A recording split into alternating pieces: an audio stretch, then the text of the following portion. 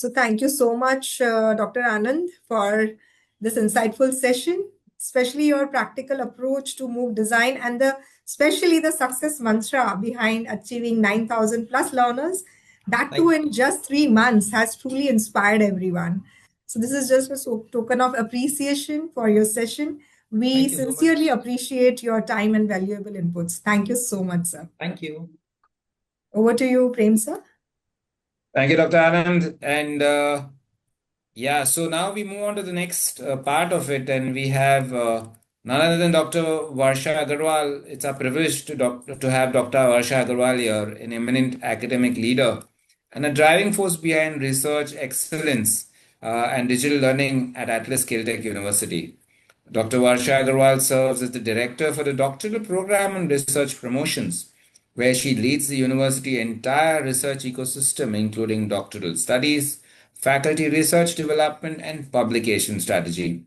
With a PhD and a strong record of interdisciplinary scholarships, Dr. Agarwal plays a pivotal role in shaping research policies, mentoring doctoral scholars, and strengthening global academic collaborations. A major highlight of her leadership is her contribution to digital learning and MOOCs development.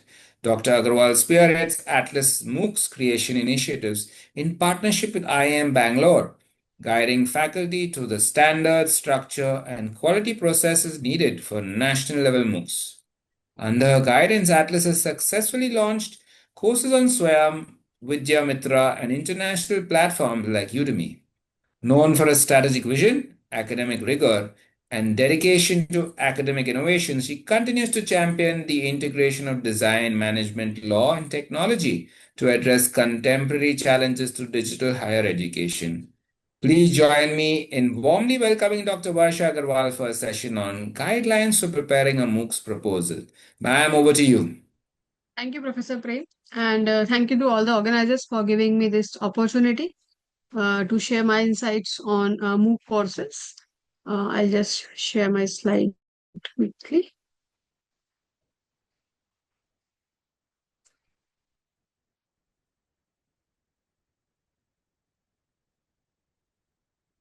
Hope it is visible.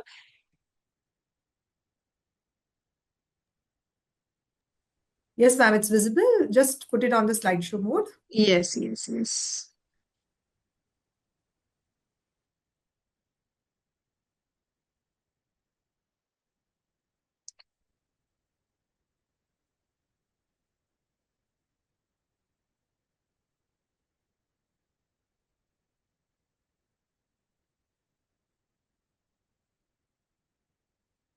Okay. It's there? Yes, ma'am, it's visible. Okay. So in this session, what I'm basically covering is that how to prepare a MOOC proposal, and the inclination will remain towards the Swayam courses. So how do we prepare a proposal to launch our course on Swayam platform?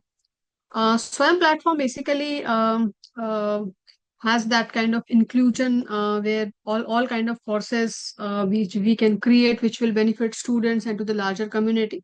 So there is kind of no limitation that what courses you can create, what you cannot. So most of the subject areas which benefit students of undergraduate and postgraduate level are welcomed by SWAYAM platform. So I'm just briefly covering the guidelines which SWAYAM. Yeah, just give me a second. Yes, so I'm just briefly covering that what all guidelines which are being given by SWAYAM and UGC. So SWAYAM, as we all know, the full form for SWAYAM is Study Webs of Active Learning for Young Aspiring Minds. And this is a platform for creating MOOC courses. And there are certain formats, guidelines which are being set up by SWAYAM, so that we need to prepare the courses in line with that. SWAYAM board and SWAYAM academic board, these are the bodies created and chaired by UGC and AICTE chairpersons, and closely work with MHRD. So all the courses, approvals and all come from these authorities.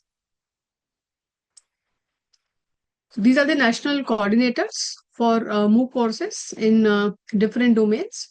So UGC is for non-technology postgraduate degree programs. Then we have NPTEL, which is for technical or engineering courses. Then comes Consortium for Economic Educational Communication, which is again for non-technology undergraduate degree programs. Then we have IGNU, which is for diplomas and certificate programs. So these are various platforms which are the nodal offices or the mentors which help in creating MOOC courses on SWAYAM.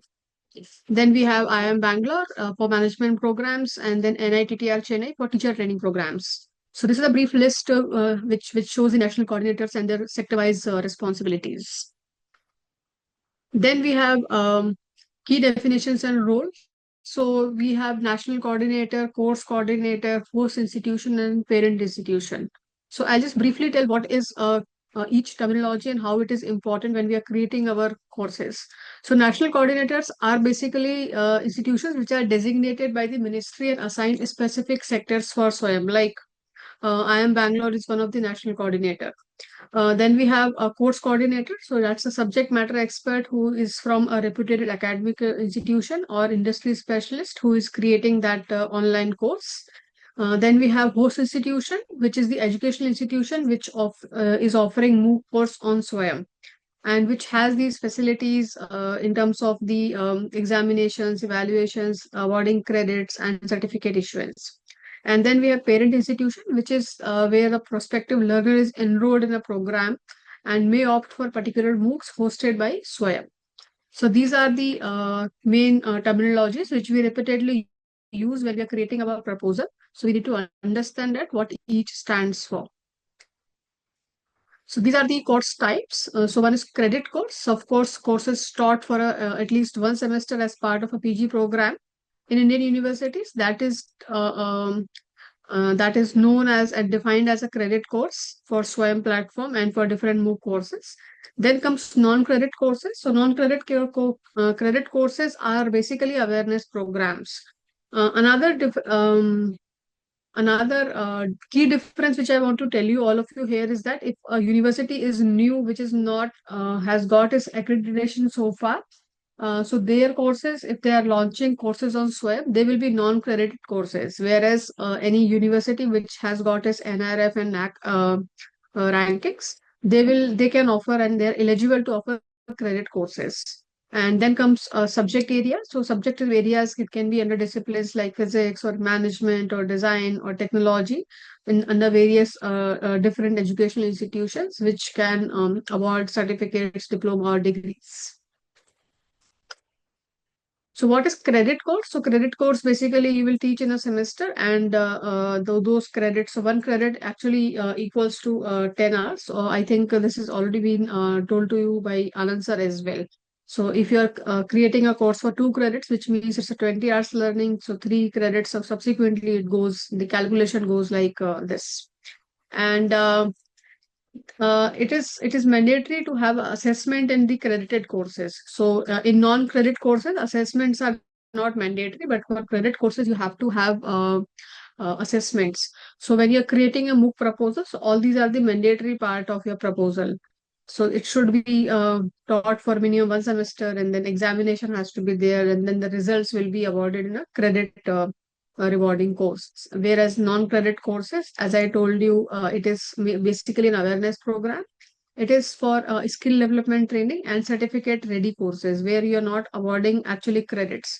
So that's the only key differences. So normally new universities or basic level courses, faculty prefer to create non-credit courses in these areas.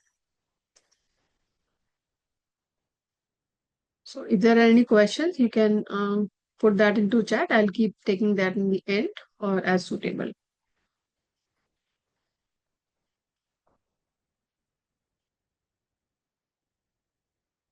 Now, what is the institutional role? That I've already told you about the various terminologies. Yeah. Now, when you're creating your MOOC proposal, I'll also be sharing a sample MOOC proposal with all of you.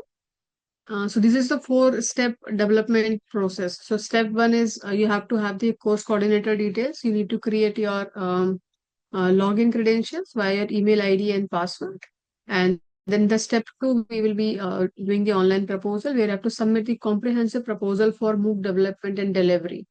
And then in the step three, we have course content where you have to provide all the deliverables like examination center information. And in the step four, it's a declaration where course coordinator will certify the accuracy and originality of all the information. And that's very, very important. So these are the four steps when we are having a MOOC course development. This is the course duration and structure, which is kind of, I can say that it's on an average, which is not, it can vary as well, depending on the course which you are launching. So in the first 4 to 12 weeks, the total course duration, including assessment component, which you have to propose, and then 40 to 80 hours total learning engagement from e-content, reading discussion and assignments. The courses normally are for 1 to 3 credits. That's how most of the courses are on Swayam. And then the certificate will be issued in the next stage, and then the credit transfer happens. So a 3 minute to 5 minute introductory video everybody needs to create, which highlights the course objective, the importance of the course, what are the learning outcomes of that course, and the approximate engagement time. When you're creating that video, the video should be very, very informative and appealing, and you need to upload it on YouTube and give the link to the team who will be taking it forward.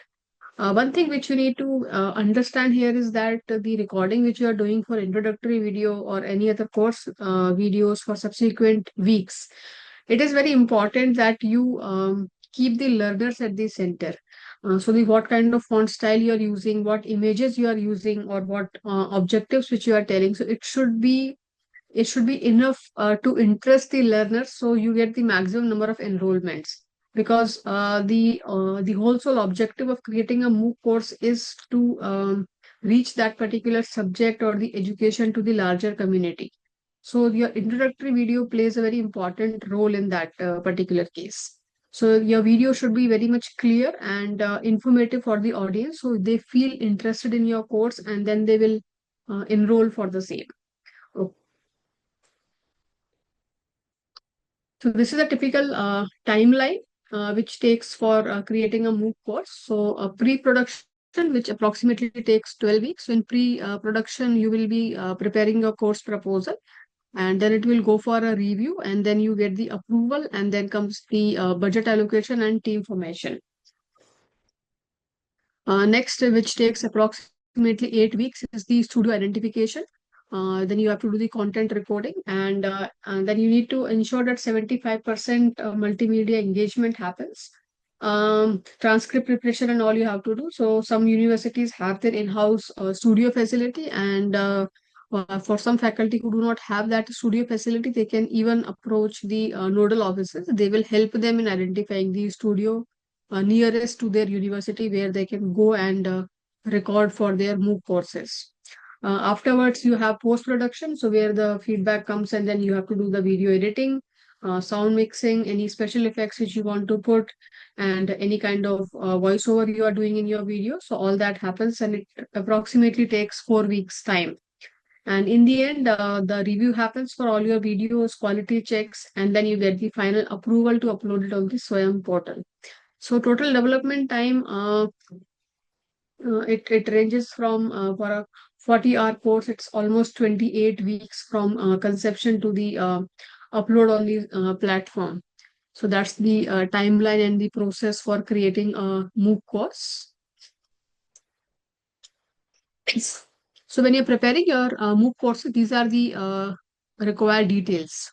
So you have to put a course title and the overview. So clearly you have to indicate that what this content is for. So the course title should be very much attractive and should be able to define the course itself. And then you have to also choose from the drop-down menu of approved subjects. So the course which you are creating falls under which category or which subject.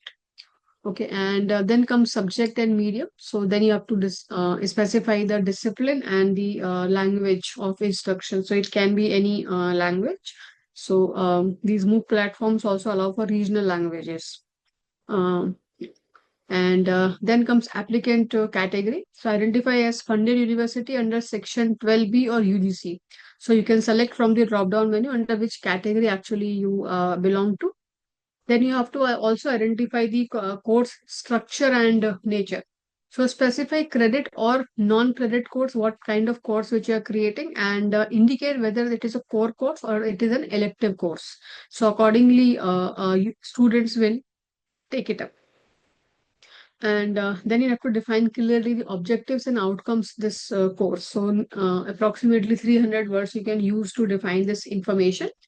Uh, then you have course description where you are telling every week what is the outline of the entire curriculum. So if you have 6-week course or a 4-week course or a 8-week course, so every week what are you going to cover in that particular course. And then you shoot an introductory video, and that's also the part of the proposal. It's a mandatory thing which you have to put in your proposal, introductory video, YouTube link. And then comes who are the audience for your particular course. So what is the eligibility for students that you're looking for that this course is suitable for? Maybe they're undergrad or postgrad, or maybe they need a prior knowledge of some aspects to get into this course before. So you have to define that as well clearly. And then in the end, you also have to talk about the duration and the assessment. So course duration is normally from 4 to 12 weeks, and then you have to define the grading scheme in the proposal itself, that how are you going to examine your students. So what is the mode of examination? You're having a quiz, or you're having case studies, or you're having a kind of assignment or practicals. So you have to clearly define all that in the proposal itself, which will go for review. So these are the mandatory requirements which we have to include in the proposal. Now, this is the 4-quadrant approach using which we design any course. So quadrant 1 is for video content. So here you will be having 25 to 30 minutes per module. So in case if you have 6 modules in a course, so each module should have this much content. And then second quadrant is text materials. So you have to also give them the reading materials, or kind of ebooks or case studies or research papers, which student can read for better understanding of that particular course. And then in the quadrant 3, you have references where you have to tell them about the web resources, any books or any important looks, any important links which a student can open and can get into the learning zone more. And then the quadrant 4, of course, is about the assessment. So you have to have 45 to 50 minutes per module. So you can have self-graded quizzes, MCQs, or short or long answer questions or assignments, and then it will be graded. So total engagement time should amount to 2 to 3 hours per module, combining all quadrants. So you have to focus here very briefly that how do you integrate these 4 quadrants in each module. This is very important from learner's perspective and from the guidelines perspective both. So when you're curating your proposal, so you need to keep these things in mind and make yourself ready that this is the commitment which is required from your side to design this course, which is very important. Now, this is the assessment and grading framework. So in assessment, you have following components. So the course coordinator will decide the assessment system based on the learning outcomes. And also sometimes universities also will have their own guidelines in terms of the assessment. So you need to take care of that. And so assessment basically combines formative and summative approaches to for the deeper understanding of the subject and the better outcomes from that particular subject from learners. So assignments, mostly you can have 40% and then practical work for 20%, final exam 30%, and other elements such as participation and interaction for 10%. So that's the average breakup which you can have for your assessment components. And then for examination delivery. So when you are having online examination is the preferred mode for the exam. And still course coordinators have freedom to decide that final examination format, what it should be, what is the best which works in accordance to the subject which they have created the course. So this is how the assessment and grading framework is defined for MOOC courses. And in the end, you also have to have the course coordinator declaration where you are giving a kind of undertaking where it is about the accuracy that the terminologies which you are using or the content which you are using is accurate, it is original, and then a qualified team which has prepared the content. So content writers and video presenters are qualified professors with 5 years of at least teaching experience, and content reviewers are the eminent academicians with at least 10 years of experience. And then comes the compliance confirmation. So developed modules must meet MHRD guidelines. So whatever proposals you will be submitting basically to the nodal officers, they will be going to MHRD after a very rigorous review.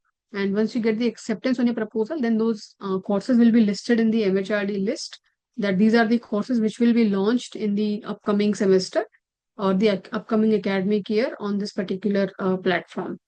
So MHRD approval is must in these courses. Now, this is the typical engagement time breakdown.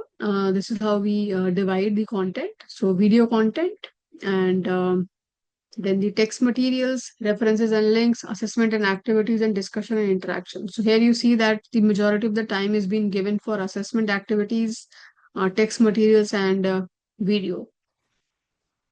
So this is the expectation from the course creators. This is the technical setup requirement. I thought of telling you that. However, faculty need not organize this. So, most of the times, universities have their own studios and they meet up these technical requirements. But in case if your university is in a process of setting up a studio for MOOC courses creation, so these are the technical requirements which they need to meet. And in terms of the camera setup, editing and production, and the interactive tools. So these are the preferred equipments and requirements for the technical things, so that your videos and the content which you're producing for MOOC platforms is as per the guidelines given by UGC and SOEM platforms. Now, content quality standards and presentation techniques. So, first is innovative learning techniques. So, at least 75% of content must use case studies or animations or other multimedia techniques or live experiments or role plays or direct lecture. Direct lecture should be less. So it should not be less than, it should be actually less than 15% of total duration. Then technical standards, as I have already told you, and then the presentation guidelines. So experts must speak extempore, and they should not read from the screen. So that is a preferred mode when you're recording your videos for the MOOC courses. You should not use teleprompters, and then the voice modulation is also very, very important. So these are certain things which you need to keep in mind when you are preparing your course. Now, this is very important, that the financial norms for MOOC development. So this is the funding which is available, which is given for the course creation. So teaching learning material, it is of almost 4.5 lakh rupees, which includes TLM preparation. And then it is 9 lakh rupees for video production, which covers the studio cost, crew, instructional designer, multimedia and all. So put together, this one course is for 13.5 lakh rupees. And if you are doing the repurposing of the existing content, in that case, you get 6 lakh rupees. So payment made only after the acceptance of all the deliverables, and it will be done to the host institute, not to the course coordinator. I repeat that the payment for the MOOC course development will not be given to the course coordinator directly. It will come to the host institute. So which means the faculty where they are working and which affiliation they have used to create their SWAYAM course. So that particular university will receive this amount for each course, and only for courses resulting in credit or certificate award. So two very important things here which you need to keep in mind. So this financial norms are only applicable, one, if you are creating a credit course, and second one is the money will not come to the course coordinator. Okay, it will come to the university or the academic institution who is the host institute. So as I told you that the course coordinator, host institute, these are very frequently used terminologies which you need to understand and remember. And this we have already spoken about, assessment and certification and credit transfer. Now I'm just showing you some important links in case you want to note that down. So this is for the SWAYAM portal, which is a central hub for proposal submission. And then about SWAYAM, you can read on their portal.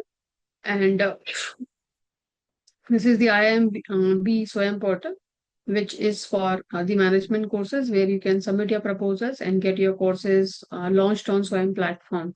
See, nodal offices can be different. It can be NPTEL, it can be IIM Bangalore, it can be any IIT. But in the end, all courses actually land on the SWAYAM page. So that's the idea. But there are different national coordinators for each particular platform. So in case you want to have the SWAYAM course development training, you can go through these links. I think the team will be sharing these slides with you. So no need to note that down. Now I'm just taking these slides back and showing you the proposal, how it actually looks.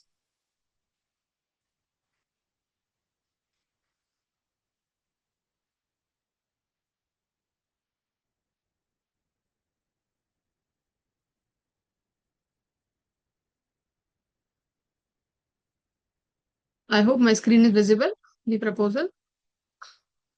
Yes, ma'am. Yes, Okay. ma'am. So this is how a proposal looks. It's a filled proposal.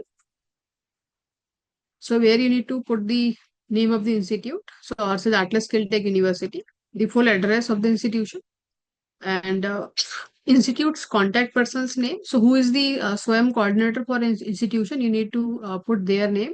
So each institution will have one coordinator.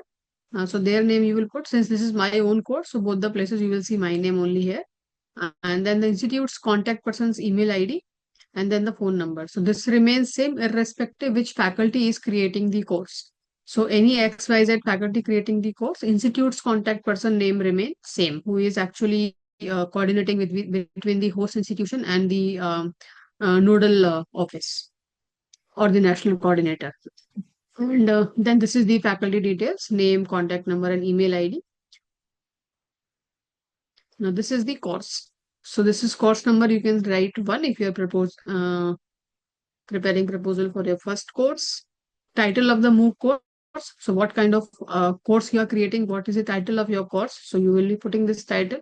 This title you need to keep in mind that see, there are a lot of courses already on SWAYAM and different MOOC platforms. So you also have to see that the courses which you create now should have some space. So do a kind of thorough research, go to SWAYAM website and see that what courses are already available in ample and what courses are not there. So look for those areas so that you will get the audience for your courses, and then the name and then the faculty profile. So my one suggestion is that curate your profile in accordance that which actually supports your proposal, that you are experienced enough in that particular domain where you are creating your course. So curate your profile and edit it in that particular thing. So since my course is on IP, so I have edited my profile in that case. So it basically puts you on front that what made you think about creating this course, and you prove their point that you are the expert in that particular area. So if you're creating your course in any subject, so please make sure that you create a strong profile and prove that you are expert of that particular area and completely capable of handling this MOOC course.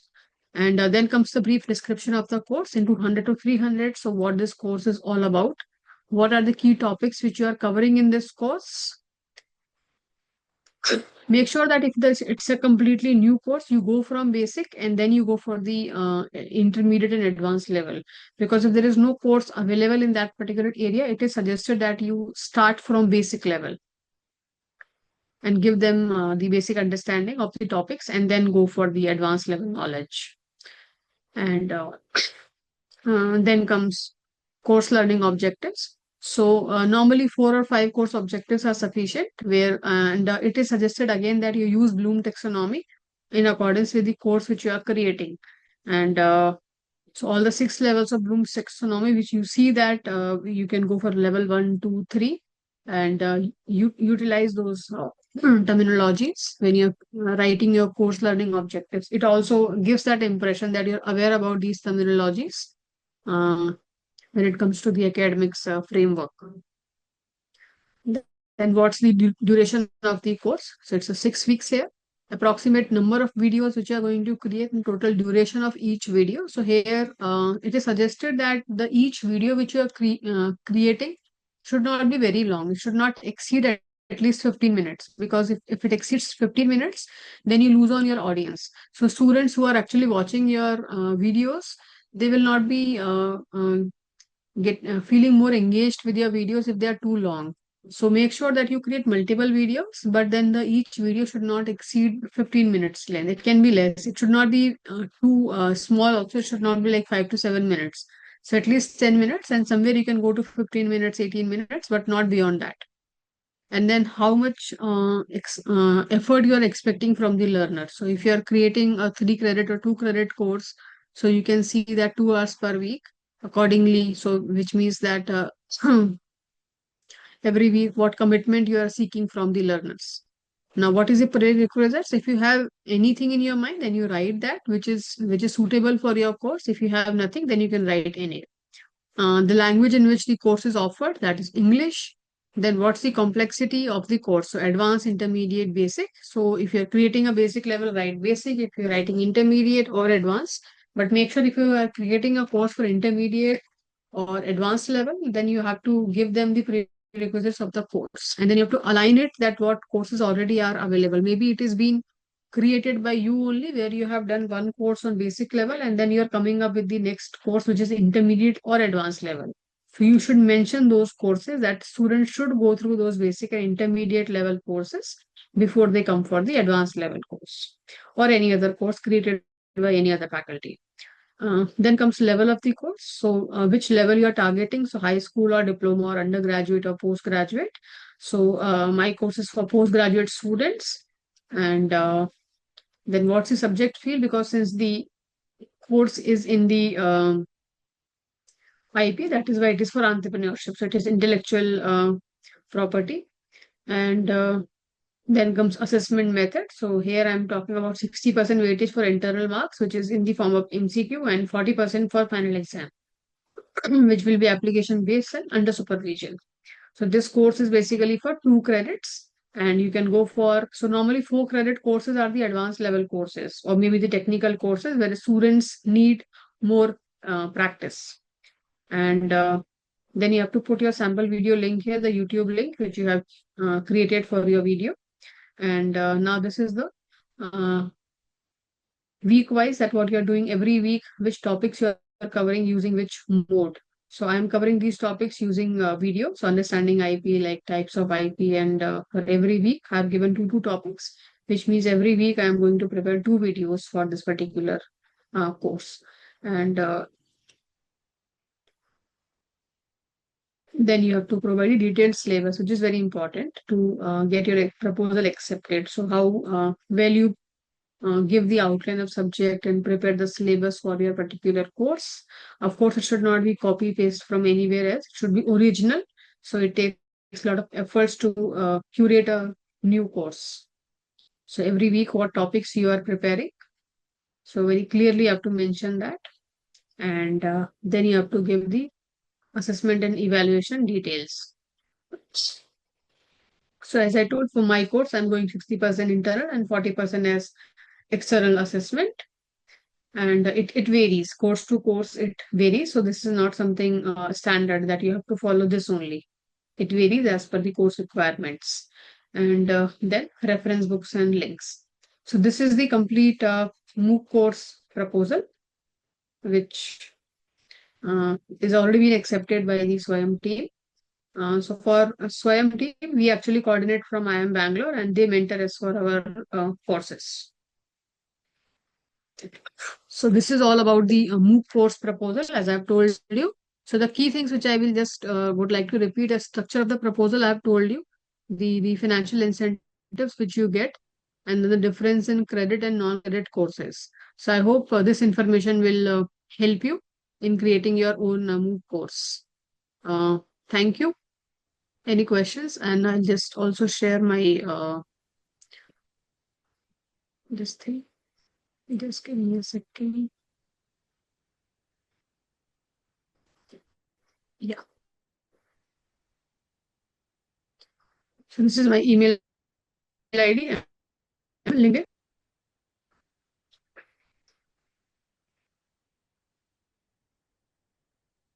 Yes. Over to you, Prem. Yeah, so thank you so much, Varsha Agarwal, for this insightful and highly practical session. Your structured approach, clarity, and deep understanding of the MOOCs ecosystem have truly equipped us all with the right direction to develop effective, impactful MOOCs proposals. On behalf of AIC, AIU, Atlas, AADC, we extend a heartfelt gratitude for your time, expertise, and enthusiasm. It's an honor to present you with a certificate of appreciation as a token of our sincere thanks. Thank you. Thank you Thank so you so much. much, ma'am. Yeah, before we close, may I please request everyone to kindly switch on your cameras for a quick group photo?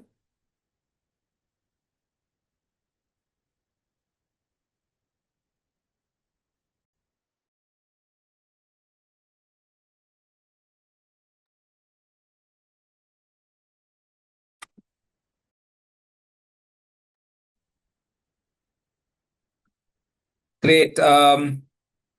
Just a general reminder for everyone. So the attendance and feedback links for all three sessions today will be given during the valedictory, and we will now continue with the final session of the FTP. I request Dr. Poonam to take over and share us more details about this. Thank you so much.